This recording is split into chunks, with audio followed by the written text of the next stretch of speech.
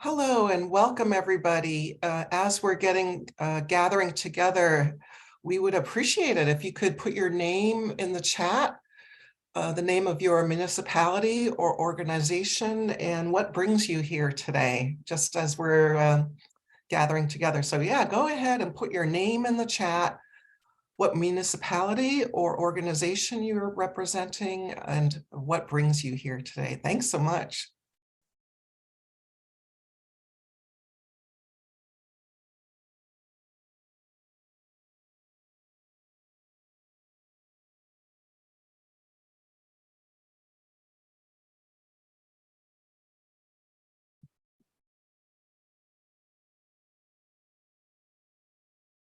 Hi, for folks who are just now joining our webinar, we're gathering together, but just to get us a sense of who's in the room, we'd appreciate if you could put your name in the chat, what organization or municipality you're associated with, and what brings you here today. And welcome.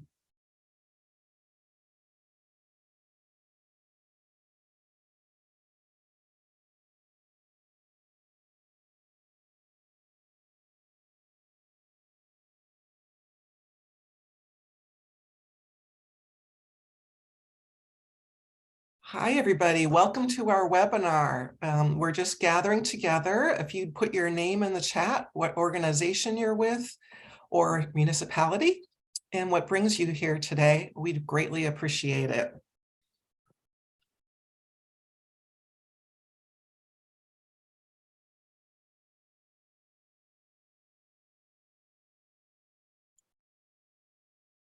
Okay, we're going to get started.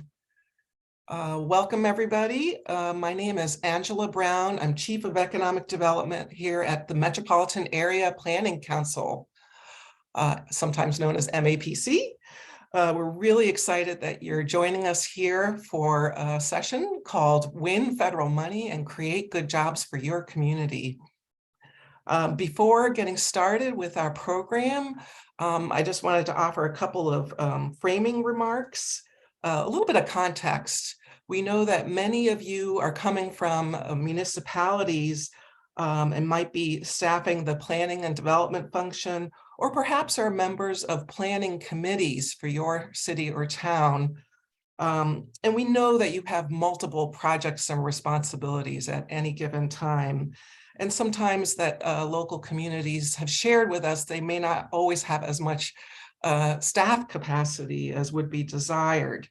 That said, we're really excited to share this information with you today on winning federal money and creating good jobs for your community. And include a local example. We really feel like locally driven infrastructure and job creation projects should and can happen, and they can lead to high quality projects. So we hope if we're doing our job right with this webinar, at the very least, you'll come away inspired, really giving some thought and considering taking active steps to pursue infrastructure funding and creating good jobs. I'm going to go to the next slide. Objectives for our webinar today. We want to orient you to the bipartisan infrastructure law, which is, something like 300 billion plus of new resources coming down the pike, and also the Inflation Reduction Act resources, all of which are steering and providing funds for local and regional infrastructure development. Second, we want to encourage you to take those early steps to consider applying for these discretionary grants under either of these programs. Excuse me. We're going to show you, talk about, forgive me, a local example of an infrastructure project that's being catalyzed by a municipality and brings together funding sources. 4, we're going to describe how these projects are really intended to support good jobs objectives and walk you through some of the labor standards that should be attached to these projects and what those look like. We'll connect you to resources, and in a breakout session, we'll have the chance to respond to questions. As well, you may put your questions at any time in the chat.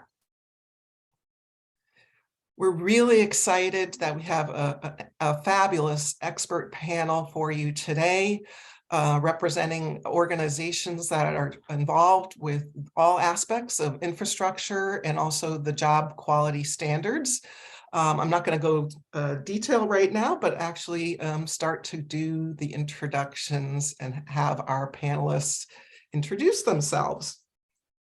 So first, I'm going to turn to you, Frank, from the Massachusetts Buildings Trades Union. Could you introduce yourself and the Buildings Trades Union and how you're involved with infrastructure and with attaching quality job standards to these projects? Thanks. Oh, you need to unmute yourself. Thank you, Angela, and thank you to the staff at MAPC for coordinating this. And thank you for all of you for being here today.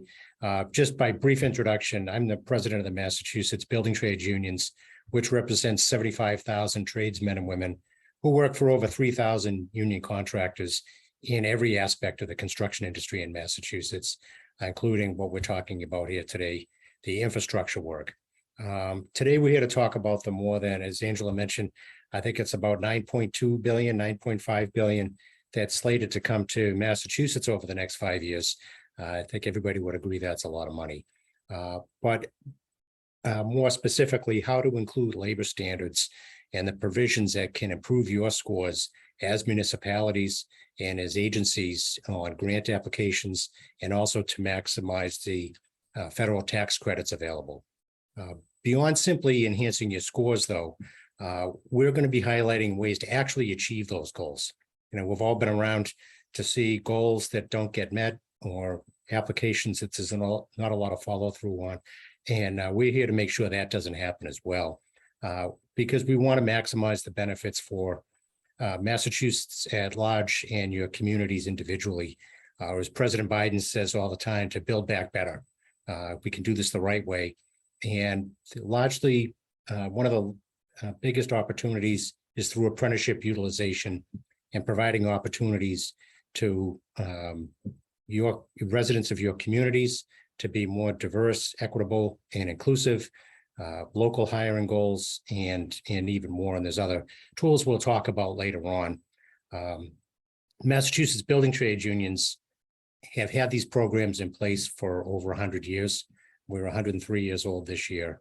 And that infrastructure in place to partner with the municipalities to deliver on these objectives. Just quick stats, and I'll pass it back to Angela, is that we already train 80% of all registered apprentices in the construction industry in Massachusetts right now. That's about a $65 million investment annually collectively from our unions. And within that, we already trained 85% of all apprentices of color are in union apprenticeship programs, and 92% of all women apprentices are in union programs. And that's been intentional and very specific targets. And we've gone after that, continue to grow. Statewide, this is back to the cities and towns. We have 10 regional councils or local building trades councils, which some of you may already partner with or have relationships with. I know there's a couple on the call today, but they're willing to partner with you directly to bring, industry experience, legal background, legal language, and legal advice, along with other resources to the table to help you secure those grants. And as I said, to achieve these goals and build back better. Thank you, Angela. Thank you, Frank. Now we're going to hear from Seth from the city of Salem. Seth, could you introduce yourself and talk a little bit about how Salem is catalyzing infrastructure investment? And was this a totally locally funded initiative, or were you able to combine different funding sources? Thanks. Thank you, Angela. So I'm Seth Luttrell. I'm a planner with the city of Salem. And I'm here today to share a little bit of information about a project that we have in Salem that was initiated by the city, resulted in a public-private partnership to reconstruct our historic port. So Salem has a very rich maritime history, and we have a tremendous opportunity in front of us now to redevelop our port to be the second construction staging port for offshore wind in the Commonwealth after New Bedford. So to date, we've been successful in securing $110 million in public funding to support that effort. And we're leveraging another $70 million of private funding. So I'm here today to share a little bit more about that project, but also to talk about my experience in securing that grant funding both before and after the partnership, because I think that will give some good perspective to folks on the line, and hopefully help other municipalities to secure funding through these bills. Thank you, Seth. And just before we move on, could you just say again, what kind of an infrastructure was it? Thanks. Sure. So it is it's a port redevelopment project. So the waterfront in Salem, historically over the past 100 years, has been used for fuel import and as a power plant. And over the past decade, that power plant was reconstructed, freeing up a large portion of our port. And so we are now sort of following a planning process that we led, redeveloping that facility to be a offshore wind construction staging facility. Wonderful. Thank you very much. Now I'm going to turn to Jim from the North America's Buildings Trades Union. And welcome, Jim. Thank you so much for bringing a national perspective and sharing some points from what you're seeing from your national perch. Could you introduce yourself and your organization, and please give us a sense, at least what you're sensing or what your impressions are of how the federal agencies are likely to weigh and evaluate the different type of discretionary funding requests. What you imagine might go are some of the key ingredients that will go into a winning application. Thanks. Thank you, Angela. Good morning, everybody. As she said, my name is Jim Brewer. I'm the Director of Government Affairs for North America's Building Trade Unions. We are the umbrella organization that represents all of the individual building trade unions throughout the country, as well as in Canada, similar to President Callahan in Massachusetts. We also have all of our councils, namely the Massachusetts State Building Trades Council, but we have over 300 councils throughout the country. Collectively, among the councils, as well as our individual building trade union affiliates, we represent over 3.5 million construction workers throughout, like I said, the United States and Canada. And it's great to be here. I also want to introduce my colleague, Ross Moradian, who the two of us, along with one other person who's not here, we tag team government affairs here on the federal level. And it's honestly, from our perspective, this is a conversation that we could have only dreamed of several years ago in terms of having $1.2 trillion worth of infrastructure, plus the Inflation Reduction Act and the tax credits that we'll talk about here in a few minutes, and being able to actually get into the nitty gritty with those folks who are literally implementing and making sure that the funding goes to the right projects. So to your question on how what are we seeing as far as the discretionary grants? What are we seeing as far as the requirements of those grants versus what people are voluntarily putting in their applications?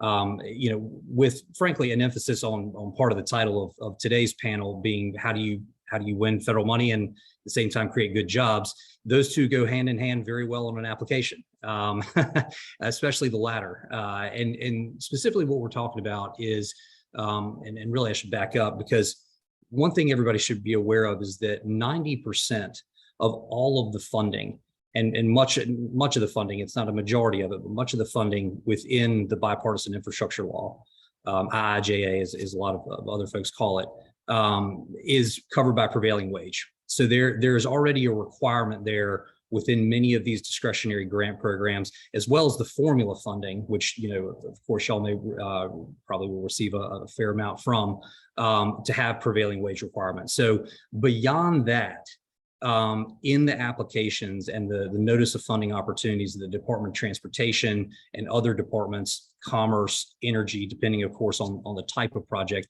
As y'all know, DOT is getting a bulk of this money and is handing out a bulk of the discretionary grant money. Beyond that, the one general overall through line of all of these types of programs, whether you're talking about a port project or you're talking about a road project or an intermodal, what have you, energy project, hydrogen, et cetera, the one through line is the emphasis that this administration wants to create good jobs and specifically wants to create union jobs. So regardless of type of infrastructure, they are putting a priority on that. They've spoken publicly about it in all of the stump speeches. You've seen the president and the vice president and cabinet secretaries out there, but they've also put it in writing. And specifically, and really just to kind of say it plainly, you are putting yourself in a better position if you are working with the building trades in your area or at the state level to win the grant money. And what that looks like, and Frank, alluded to it already, is the utilization of registered apprentices, locking in a project labor agreement for a particular type of project, et cetera. Working in terms of trying to increase diversity within construction by reaching out to people of color in specific neighborhoods, et cetera.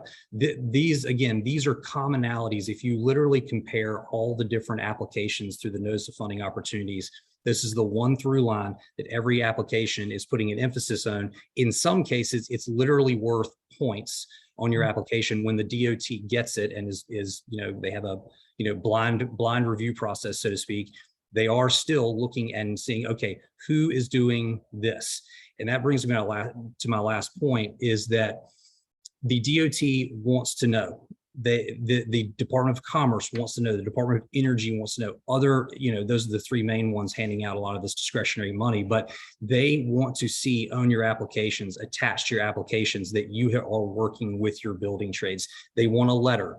They want an acknowledgement of, like, if you aren't the signer to a PLA, then who is? Is it the contractor that would be expected to do this project? Is it the developer that you're partnering with to finance the project, et cetera? They want proof. Great. Thank you, Jim, for those very practical and tangible examples of how and where these discretionary grant programs sit within these different agencies. I want to turn now to Heath. Heath, could you introduce yourself and the role or the work of the Commonwealth of Massachusetts Executive Office of Administration and Finance, sometimes known as ANF. Could you introduce yourself and talk a little bit about the role that the state can or is considering playing working with municipalities? Does the state really have a role helping municipalities to access these funds? Thanks. Yeah, well, thanks, Angela, and thanks to everybody at MAPC. Always happy to be back with you all. My name is Heath Foley. I'm the Assistant Secretary for Federal Funds at the Executive Office for Administration and Finance of the Commonwealth. The team I lead at ANF, the Federal Funds Office, is charged with coordinating, monitoring, tracking, and administering federal grant funds provided to or through the Commonwealth. Over the last 2 years, our team at ANF played an integral role in responding to recovering from the COVID-19 pandemic, and now are playing a role in the sort of economic recovery pieces of legislation that have followed sort of the COVID era funds. And I think sort of stepping back, taking a wider angle view, my perspective is that the COVID, the relationship between the federal, state, and local governments during COVID was really transformed in a lot of ways. It was certainly not the case here in Massachusetts, but the CARES Act, that first shot of emergency response, emergency recovery relief dollars that went to states through the CARES Act, and then the federal government encouraged people to distribute those to locals. Obviously, the Commonwealth did that. Several different programs. Municipalities here know the Coronavirus Relief Fund program that we administered over the course of the last couple of years. But that wasn't the case in some other states, right? Illinois, Arizona, there were many places where the relationship between local governments and state governments were strained in that process. And so, really starting in sort of calendar year 2021, the federal government redefined that relationship again by expanding the amount of money that's available to state governments, certainly, but really redefining the role between between federal and local governments in making local governments, making federal grants much more available to local governments directly than had typically been the case in the past. And so I think that represents both new opportunities for local governments, which I think is great, but also new challenges. And I think part of what we've tried to do over the course of the last year or so that the IIJA or bipartisan infrastructure law has been in place is try to disseminate information to give people a sort of a full brief on both the opportunities that are present and the challenges. And so in terms of opportunities, at the state level, we're tracking over 400 different grants or grant programs, federal grant programs, which makes this a pretty complicated environment in which to operate. Some of those grants, are not germane, like abandoned mine reclamation, stuff like that, probably not applicable by and large in Massachusetts, but there are many of those grants that are germane, are applicable, and are eligible, or local governments are able to access those really, in some cases for the first time. But that comes with challenges, right? It comes with challenges. There are, we emphasize regularly sort of the strings, the compliance responsibilities, the administrative capacity responsibilities that are attached to these funds, which are important, but also tend to require local governments to have a scale, a level of administrative capacity, a scale that is sufficient to administer the grant, to deliver on the projects and administering the grants in the way that's consistent with federal rules and regulations. So, we have, in concert with our partners, most notably at the Massachusetts Department of Transportation, that have a lot of technical assistance resources available, working with cities and towns, particularly smaller communities that are exploring whether or not it makes sense to pursue an IIJA, a bill grant for their projects. Working with MassDOT or with the other relevant agencies can be a really important, really valuable way to decide whether it makes sense, and then figure out what your responsibilities are attached with those funds. So happy to be here and looking forward to the conversation. Great. Thank you, Heath. Thanks so much for also lifting up that there's a variety of state agencies that are mobilizing around this, and we'll come back to that as well. So next set of questions, if I could turn back to you, Frank.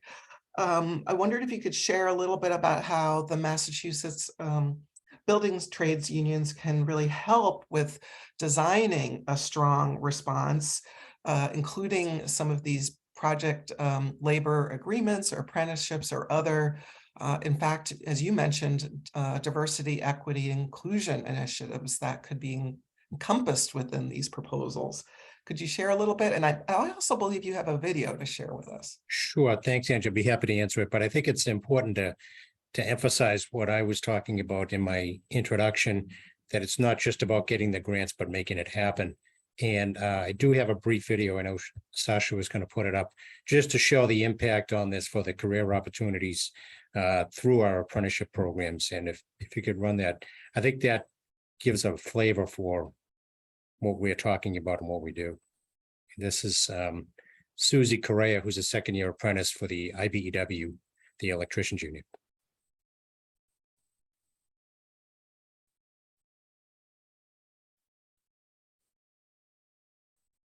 Hi, my name is Susie M. DePina Correa, and I'm a second-year apprentice at IBEW Local 103, which is the electricians union. After completing the Building Pathways pre-apprenticeship program, I began my union apprenticeship with McDonald Electric in the prefab shop. I was there for about a month getting to know all the stock and electrical terms that were going to be vital in my career. Then I was lucky enough to start on a new construction project that had barely begun before I arrived. And that's where I learned pretty much everything that I know now.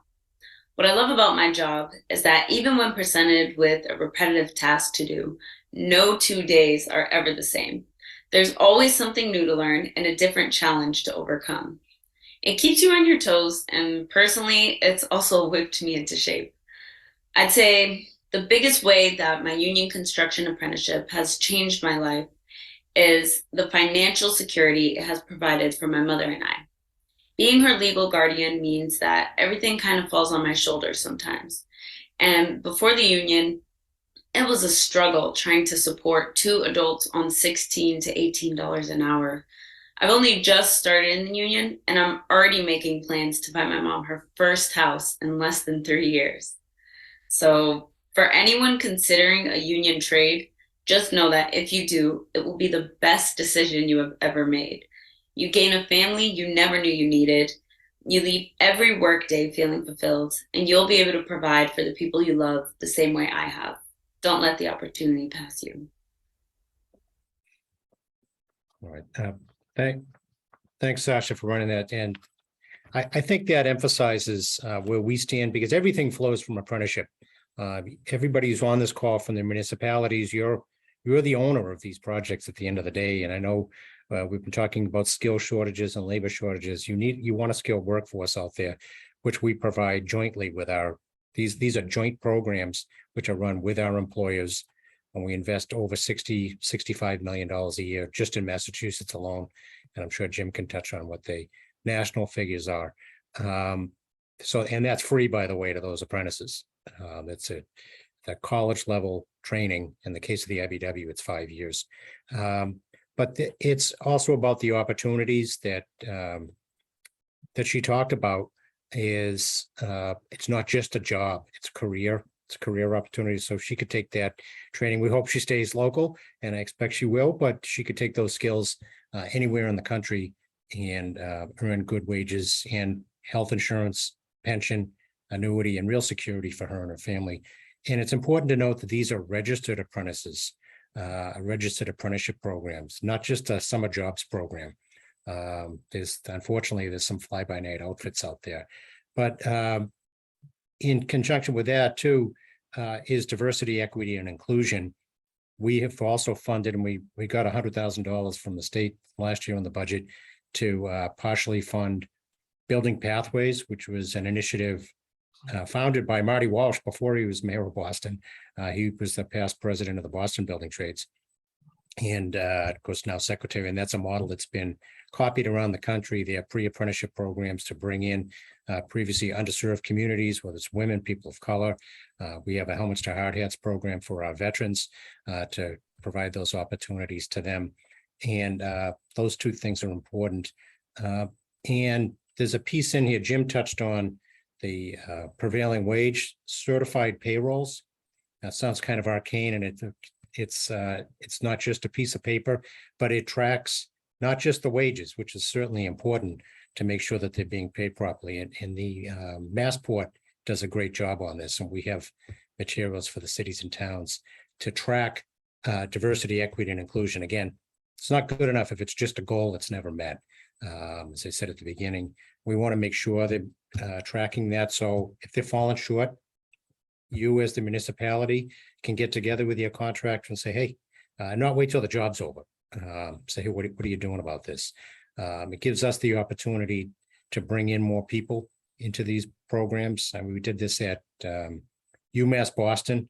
That's under a project labor agreement, which we were able to secure 11 years worth of work that provides someone the opportunity to achieve journey level status, because it's one thing to take someone in, but we also need the work opportunities for them to finish their years. There's an on-the-job training component and a classroom component. So we need that opportunity as well. And I don't know if Jim was going to talk about project labor agreements. He already touched on that earlier. They've been very successful in the state on not just large projects, but smaller ones as well. What I touched on the local partnerships, and I'll stop in a second.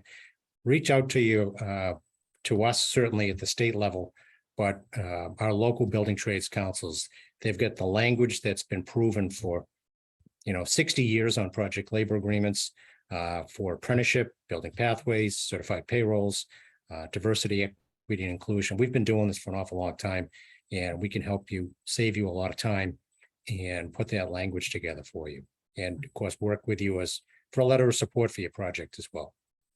So Frank, just before we leave you, thank you for mentioning that the local buildings trades unions have access to all those templates and examples. Are you indicating that really any project should try to check all those boxes, or is it kind of more of a menu? What would you say about that? Well, there's two ways to answer that. One is you don't have to check all of them, but of course, if you don't check certain boxes, I don't know if that's the proper phrase, but if you don't check some of those boxes, you're not going to get as good a score. You're not going to achieve as high a level as you want. It is a menu. That's up to the individual city and town, but we think you're going to enhance your chances if the more boxes you check, as you put it, Angela. All right, thank you so much. Turning around to you, Seth Luttrell, with Salem, really curious your reflections. What would you say to your peers who are on the call today from other cities and towns? What should cities and towns do to kind of get themselves ready and prepared to pursue a project and get it to the shovel-ready status? How did you get ready to allocate kind of the staff time, the bandwidth that's really needed to advance a project like that? Thank you, Angela. Well, when you did the initial introduction, you noted that all of our local municipalities are short-staffed and have a lot of competing interests. So it just sort of reminded me the value of prioritizing your projects, and you do that through effective master planning. So this opportunity in Salem really came on with an identification from the city that our port was going through a change, and we needed to focus time, resources, and effort. So when I joined the city of Salem about 3.5 years ago, that was my role, was figure out the reuse of that facility, figure out the future of our waterfront, and we did that through a municipal harbor plan. And through that process, we were able to engage with our local elected, our community, engage with folks from the state, start building awareness of what was going on for this, real generational opportunity to redevelop our port.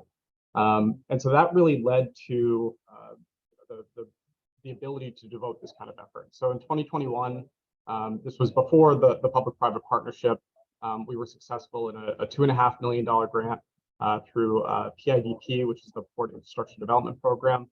And I think the real reason why that was a successful grant was because everybody knew that there was this this great change happening in Salem, and that was a grant that we were able to pull together internally. We didn't need to rely heavily on consultants. So I say that because I do think that it's scalable, and communities shouldn't be intimidated by these programs. And then once we sort of started to ink this public-private partnership, things really blossomed, and we were able to chase greater funds with greater resources with our partners, which is a company named Crowley, who's going to be our port operator and developer of our port. So in 2022, through Crowley, we were able to secure an additional $34 million, or almost $34 million, through that same program. And we did that again by continuing to engage with the trades, with the state, with our state and federal delegation, making sure that everybody understood that this was a priority for the city of Salem. Just a couple other sort of points that we realized, and sort of best practices that we realized through this process, is the importance of having a shovel-ready project. So not being afraid to put resources towards getting a project as far along as you can, and then also the value of grant stacking. So we were able to leverage initial funding to begin the planning, begin the engineering around this work. That started with the Seaport Economic Council Fund, so state funding, and we've been able to continue to build from there. And so, as I mentioned, we've to date received those 2 federal grants. That also allowed us to secure $75 million in state funding. And now we're building upon that with some sort of like wraparound funding. So we're initiating workforce development programming, starting to think about how we're creating an equitable workforce around these hundreds of jobs that are going to be created by our port. And then the last item that I want to highlight is just the value of those letters of support. And so we were on both of these applications fortunate to have a constant dialogue with our state and federal delegation, have their support on those projects. We've had continued conversations with our local building trades unions as well as at the state level. So having that engagement and support behind the project is critical. Thank you, Seth. So really important not to wait to the last minute to forge those conversations. Thank you for that. Great point. Jim Brewer, coming back around to you. Thinking, it's our sense that there may be this, I would call it misperception out there that some of these funding programs are really geared towards the bigger cities or municipalities, and that, maybe they're going to have a leg up in accessing some of these funds. I really think that's a misperception, but wondered your perspective. Are there any examples of accessible sorts of projects that you've seen with smaller and mid-sized localities? What's an example you've come across? And also, could you touch on the IRA and the clean energy components of that could really be relevant to many localities? For sure. And, for as much prep as I know the panel did here, I could have asked for a better tee up from Seth in terms of your mention of grant stacking, and then Angela, you're bringing up the Inflation Reduction Act and how the two of those play, or excuse me, both the infrastructure law and the IRA play together and to really advantage municipalities to be able to access financing for renewable energy type projects. We'll get to that in a minute. But to your first question, throughout the process, and Ross and I, we'll all grab a virtual beer at some point here in the future and tell you all the war stories from putting this from helping to put this thing together. But from the outset of putting together the bipartisan infrastructure law, there was a huge emphasis on this should not just go to the urban supercenters. This has to get out into the Midwest. This has to get out into the smaller municipalities, communities, townships, whatever we're calling them. And thankfully, we've seen that, especially in the discretionary grant programs from DOT. Two examples that we've seen over the last couple of months as they've been awarded out, whether it be a RAISE grant or an infra grant.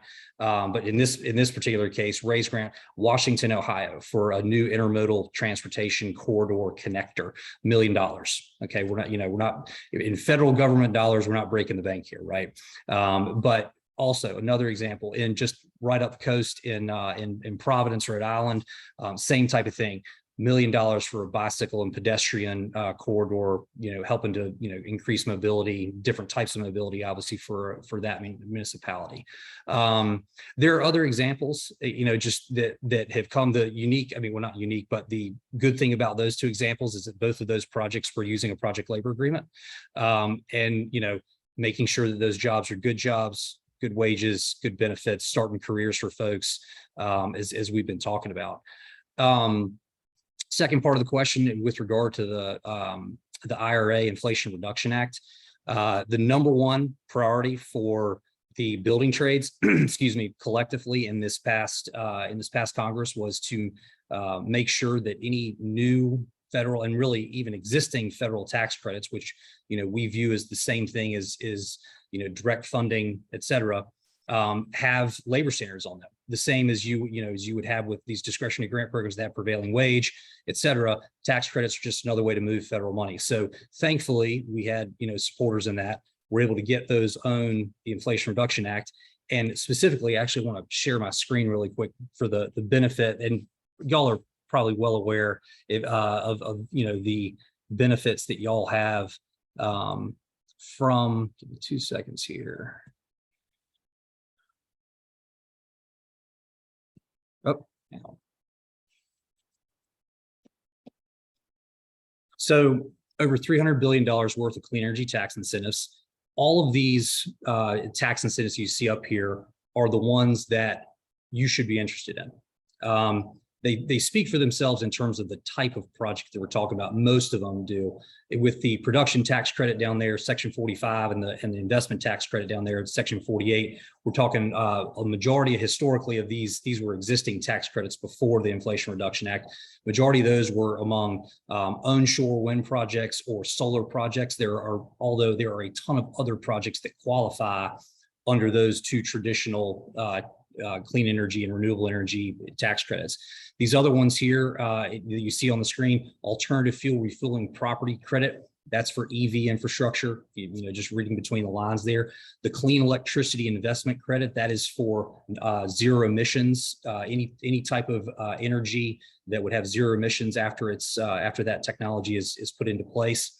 The advanced energy, give me 2 seconds, let me move the advanced energy project credit, that actually has to do with a tax credit for facilities that would be built to manufacture clean energy technology. The tax credit would be for the construction of the facility, not for the manufactured products after it. And the other rules are a little self-explanatory. The bigger thing here, though, really two things. One is for to receive the bulk of these tax credits, you have to comply with prevailing wage and pay prevailing wages, and utilize registered apprentices on these projects, which, as Frank has already said, you've come to the right place if you're talking with the building trades on checking both of those boxes. One way to check, obviously, both of them at the same time is to do a project labor agreement. But if you're not doing a PLA, if the project doesn't necessarily call for a PLA, there are still those requirements to get the bulk of the credit. How y'all may know, and apologize if you already know this, but this is the first time that I think I'm pretty sure ever, where tax exempt entities have been able to access these types of credits through direct pay. The kicker, and coming back to what I was originally saying in terms of the tee-up, Seth said on grant stacking, it's the same concept here. You can use the direct pay from the IRA for any of these types of projects, for your water systems, your power plants, your upgrades to schools, firehouses, police stations, the works, if you will, along with federal money from the IIJA, state money from a whole nother resource, et cetera. And you're just hopefully in a better place to be able to finance the whole thing, much less create good jobs and hopefully union jobs for those in your area. Thank you so much, Jim. And thanks for reinforcing that point that these funds can actually be knitted together. They kind of complement each other, I think is what you're getting at, can really create a pathway to create a complete project. So thanks. Turning over to you, Heath, with Executive Office of Administration and Finance. Had a question, is the Commonwealth currently doing any thinking about sort of a strategic plan or a pathway moving forward about how the region can best access, as these examples have talked about, the stack or the pathway of multiple funding to get to a completed project? What do you think? Sure. Yeah. So certainly one of the, I mentioned in my introduction that one of our sort of key objectives is, coordinating, monitoring, tracking federal grant opportunities. And a lot of that is, some people, sometimes this gets shorthanded as sort of revenue maximization, right? Getting as much money from the federal government as you can. I really see it as sort of revenue optimization, sort of not just getting as much as we can, but sort of maximizing the utility of every dollar that we can access, whether federal, state, or local. And so blending or braiding projects or funding sources for projects for eligible uses is really a critical element. And that's where I think as I mentioned earlier, over 400 grants available through the infrastructure bill, many of the uses for which are overlapping with other federal resources that local governments may have available to them. For example, the local fiscal recovery fund dollars that were made available to cities and towns through the American Rescue Plan Act Not one for one, but lots of overlapping uses, whether it's in a water, sewer infrastructure, broadband infrastructure. The federal omnibus bill that just passed the United States Congress and enacted at the end of December 2022 actually expanded the eligible uses for those fiscal recovery fund dollars provided to cities and towns through ARPA, so that there are a number of transportation projects that are now available or now eligible uses of those resources. So we're still looking for U.S. Treasury to issue further guidance about how to implement those eligibility changes. But the fact remains that combining federal resources either that have already been provided, newly available federal resources, and then state and local resources, as Seth alluded to, is really a is something that we emphasize a lot, and really our approach has been to start by obviously making people aware of what's available. I think it's certainly fair to say that the bulk of bipartisan infrastructure law grants resources are available in the transportation space, which is helpful. All sorts of grants, discretionary, available to local governments, dozens and dozens of them. But also not forgetting, water and sewer, broadband, lots of opportunities for communities to leverage both the dollars they already have, plus the newly available dollars to complete important projects. Thank you, Heath. And I suspect some in the audience might be wondering, so just a procedural question, and I want to chime in here about MAPC's role as well, but should communities reach out to ANF? You mentioned reaching out to MassDOT, any kind of process steps you would suggest? Yeah, so I'd say a couple of things. First, I know that I'm not sure where exactly this is in the process, but I know that we've been working with the regional planning agencies, including MAPC, to make resources available for technical assistance there. I don't know, I'm not 100% sure where we are in that process, but maybe you guys can advertise it later. So the one is that we're making resources available to regional planning agencies to help support that across the Commonwealth, including MAPC. Two, we, like a lot of people, have sort of information. We've tried to compile information and resources for local governments, in particular cities and towns. Mass.gov/federal funds is sort of a clearinghouse of information for federal dollars that have been available over the last couple of years, COVID related, infrastructure related, etc. But as you said, when it comes to sort of project specific, I would one of the things the Commonwealth has done is, in partnership with our friends at the Mass Municipal Association, we've held a series of webinars over the course of the last several months. One on water and sewer infrastructure with our partners from the Clean Water Trust. I'll share the links to those webinars in the chat. But making people aware of what's available, how to access the dollars. So water and sewer, we did back in September with our friends of the Clean Water Trust and the Department of Environmental Protection. Broadband, we did with our friends of the Mass Tech Collaborative back in October. And then with MassDOT and with Energy and Environmental Affairs, we did an electric vehicle charging infrastructure webinar in December. So there are resources available, specific projects, working in partnership with MassDOT, for example, or the Federal Highway, the Massachusetts Division of Federal Highway, also an incredibly valuable resource. So whether ANF serving as a coordinating entity, the Division of Local Services, or your regional planning agency, there are resources out there available to help folks navigate a pretty complex environment. Wonderful. And a great thank you for teeing up the announcement that I wish to share on behalf of MAPC. So we are the regional planning agency for the 101 cities and towns in and around Boston.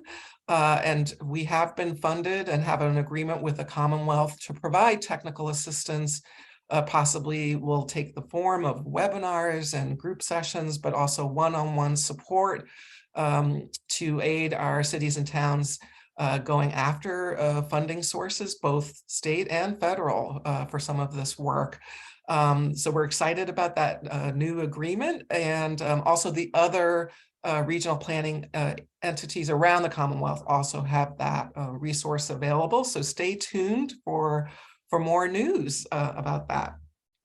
And please reach out to any of us at MAPC at any time if you have a question about TA. I believe Mark Drazen has a question. I don't know if there's a way, Sasha, that he can come off mute to ask that. Is that possible? In a couple of minutes. They keep me specially muted throughout these things. They never want me to say anything. So thanks to all the panelists, thanks to Angela and to everyone else on my staff who helped to organize this. I know we have lots of municipal officials on the line, and these applications are a little different from the ones that they are usually, their experience at doing. Usually the most important thing when you do one of the applications is to describe your project and to make sure that the project, to use the words that Angela was using earlier, checks all the boxes. And that's still important. But in this case, these new federal programs, it seems equally important to be concerned about the jobs you're creating, whether you're buying from the United States, the labor and workforce elements. And these are new things to a lot of municipal officials. Sometimes they might be sort of a little extra bonus part of a federal application, but now they're really pretty front and center. And I'd like to ask the panelists to say, and I don't know which one would be the best, like what are the 2 or 3 key things that a local official needs to look at that they, in regard to workforce and labor questions, they probably didn't look at before, that they're going to have to create as part of this application? Where can they go for help to figure out how to meet those somewhat unusual elements of the application? I think that should go to either Frank or Jim. That's what I thought. Do you want me to take that?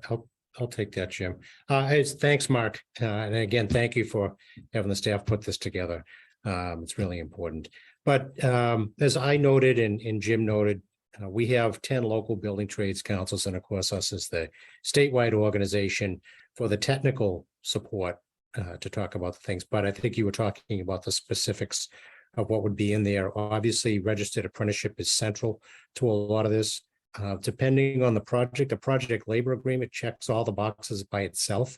It triggers, if you're paying union wages, you're paying the prevailing wage. If you have a project labor agreement, you have a registered apprenticeship program baked in. You've got the diversity, equity, and inclusion programs that we've baked into our collective bargaining agreements, into the actual building pathways programs. And it's not just Boston. We have several of them around the state to work with you, local hire. And the other piece of it is we help you administer it. I mentioned UMass Boston as an example. At the time, when their first project started, they weren't meeting the goals. They weren't meeting the Boston Jobs Ordinance, which is higher than what the state requires right now. And at the time, they were just talking, I'm sorry to be a bit long-winded, but it'll be brief, I promise you. They went to the general contractors and the construction managers. And, it was a conversation up here. And we said, no, that's not good enough, because what happens is the subcontractors would call the union hall and say, send us a letter that you don't have any women on the bench, or people of color on the bench, or Boston residents on the bench. And we don't do that. They're looking for a get out of jail free card.